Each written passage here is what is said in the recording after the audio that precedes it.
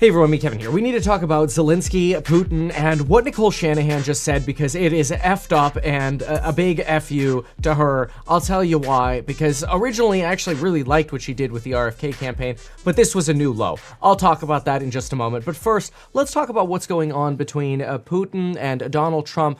So apparently now we are expecting that in Saudi Arabia, potentially as soon as the end of the month, we might end up getting a conference or a summit between Donald Trump and Vladimir Putin. Now, they probably won't be the first there. Usually, each country will send their envoys to do their discussing. For example, in the United States, we expect Michael Waltz and Steve Wyckoff to be involved.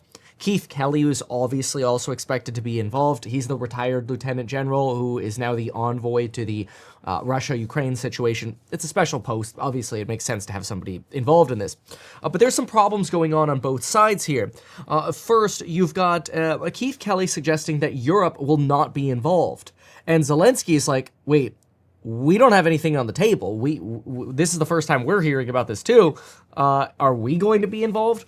And apparently, the expectation is for Ukraine to be involved, but potentially for Putin and Trump to meet first, hash out a deal, or at least a framework of a deal, or should I say the concept of a deal. Anyway, Keith Kelly says they want to draft something that's not going to be a Minsk 2, like a Minsk 2 2.0.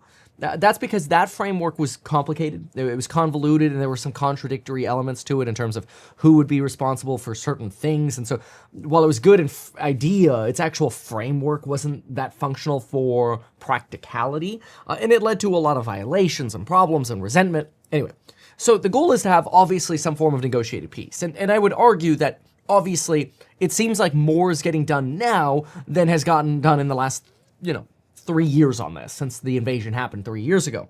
Now, I hate to say that because everybody thought this would be over very quickly. Well, initially, nobody thought it was actually going to happen. Then when it happened, it's like, oh, this is going to be over quickly, and apparently not. It's still going on.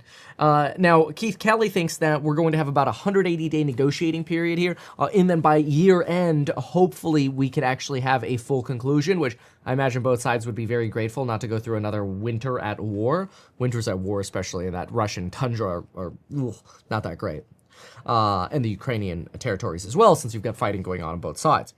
Now, what is interesting is Keith Kelly talks about Europe being involved to a limited extent. Now, this is somewhat problematic because obviously Ukraine sees itself as part of Eastern Europe. 40% of Russia, after all, is in Europe. And Ukraine wants to be a potential future NATO member, but sounds like they'd be willing to sort of exclude that from the negotiations right now. Like, it seems like Zelensky is not dead set on, okay, yeah, we definitely need NATO membership, because I think he realizes that's not going to happen.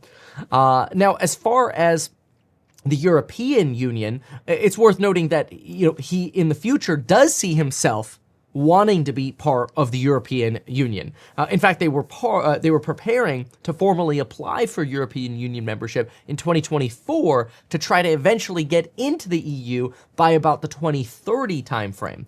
Now, whether or not that happens or what conditions of this deal that get worked out end up happening, we don't really know. It's entirely possible that the conditions of any kind of negotiated deal end up saying you'll never be part of the EU. I would imagine that's what Russia wants. I'm looking at some details right now over the news wires. I'm actually getting two sort of unrelated newswire topics here. Musk Doge begins firing workers at the federal IT department. And Apple aims to boost Vision Pro with AI features and spatial content. Good. There's not much going on right now. But anyway, as far as Russia, Ukraine, we've got some headlines here coming through the tape, basically. Lavrov and Rubio expressed willingness to cooperate on international issues, including this negotiation that ends up happening in Saudi Arabia. The Saudi Arabian negotiation, by the way, is expected to take place in coordination or mediation with the National Security Advisor of Saudi Arabia. This is Mohammed bin Salam. He has actually previously helped the United States negotiate with Iran. So Saudi Arabia, obviously a very oil-rich country, has been seen as a mediator in a lot of this. We've also got the Finnish president apparently now saying the United States has provided Europeans with a questionnaire on what would be possible for Ukraine. This is actually really interesting. So even though they suggest that Europe might not be part of detailed negotiations or only be involved in limited negotiations, it does sound like there's at least an effort on the behalf of the Trump administration to question or survey what European countries want to see for Ukraine. So I think this is a good thing. This is not bad. Then we have, let's see here. Zelensky says critical minerals deal proposed by the U.S. is not ready and doesn't protect us. There was this idea that potentially 50% of Ukrainian critical minerals could end up going to the United States, which Zelensky, at least in part, rejected. This is obviously part of the large wealth that exists within Ukraine. 90% of energy development that can occur in Ukraine, or energy resources that are possible in Ukraine, from natural extraction, you can build an electrical plant anywhere, just clarifying that, are in the Dnipro region, along the river. And this portion of the eastern flank has been basically the focus of this land grab by Russia. And I think that's what Russia wanted all along, is the natural resources that are there. It's very Age of Empires-esque style, kind of like, not unlike what Donald Trump wants to do with Canada and Greenland, or even Panama. This is like Age of Empires, get control of resources, right? Which I know, Americans are excited about, but obviously people of Canada aren't.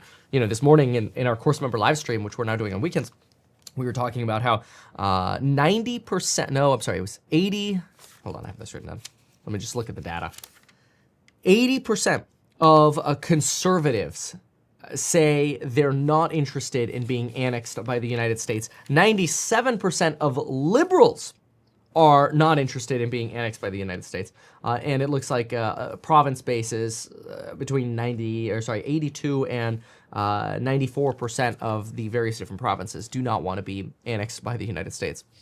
But anyway, Zelensky has also argued that currently the most influential member in NATO is actually Vladimir Putin, which is kind of obviously a slam at the power of NATO. But remember, Zelensky's only way to survive here is by continuing to get funding from Europe and the United States.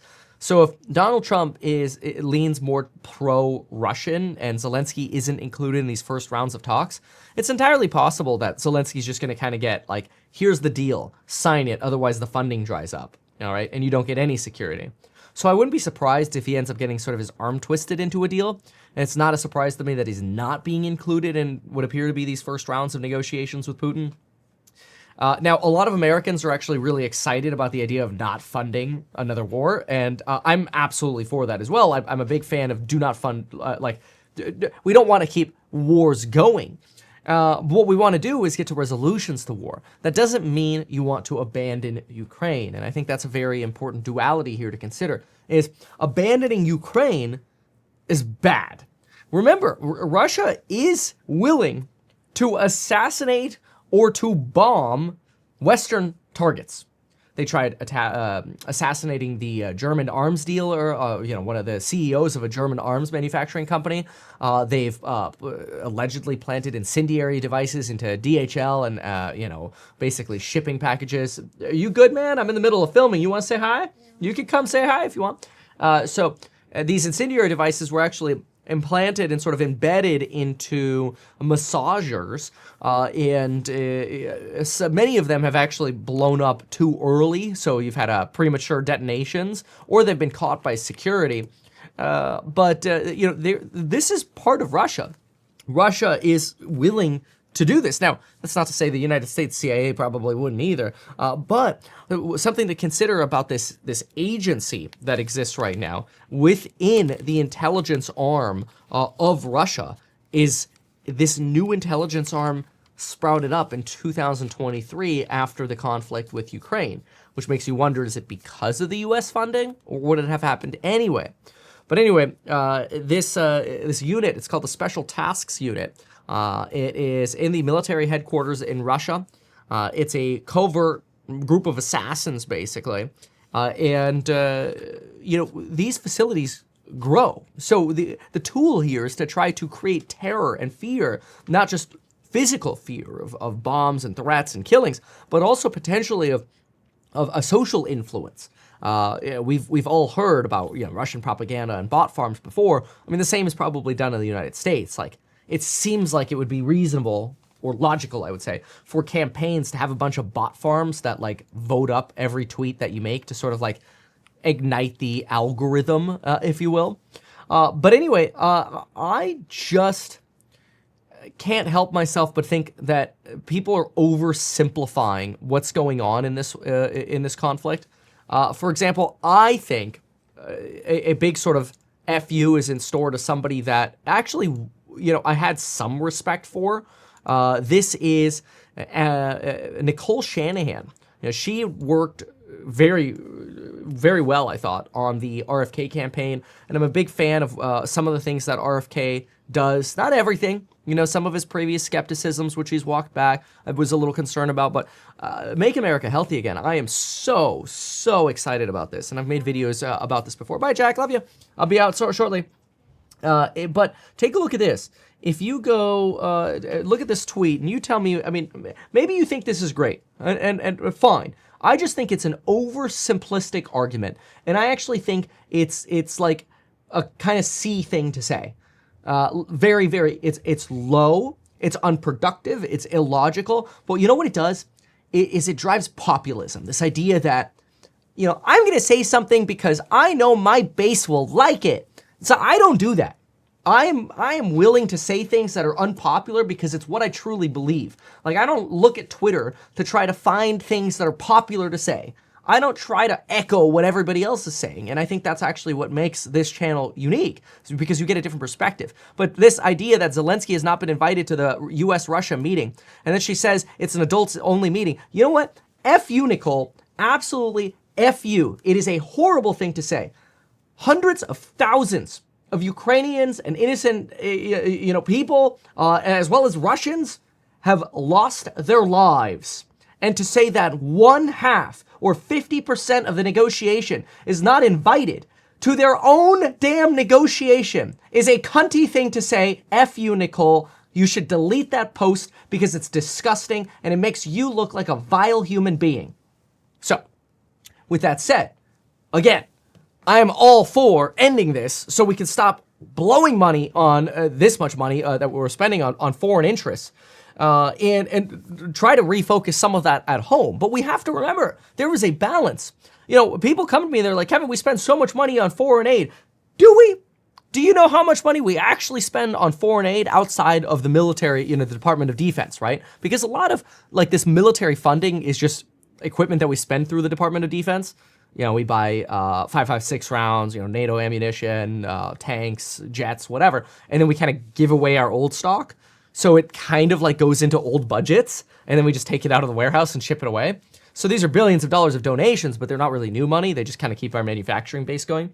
But outside of military funding, foreign aid, we only spend about 1.5% on foreign aid. So this lie that Elon Musk says about $50 million of condoms, it also pisses me off because, Elon, it wasn't for $50 million of condoms. There are hospitals in Gaza that are saving children's lives, mothers' lives, fathers, innocent people's lives that can't survive anymore because $50 million of condom funding was cut. That's a lie. Now, if you want to say we are going to cut off funding for children and moms delivering their kids and injured innocent civilians in Gaza, that's fine. But at least have the balls to say it. Doge cut funding for a frickin' children's hospital and innocent people.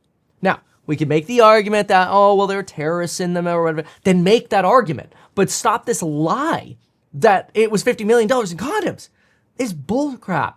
Some of it may have been allocated to condoms. Maybe $100,000 was allocated. I'm not saying it's right. I'm not saying there's not waste. But let's use some logic here. Let's put our hats on that actually say, you know what? Does this really make sense? Let's dig a little bit deeper into this. And then Elon Musk is in the Oval Office going, I make mistakes too. By the way, the $50 million it cost, that's ridiculous.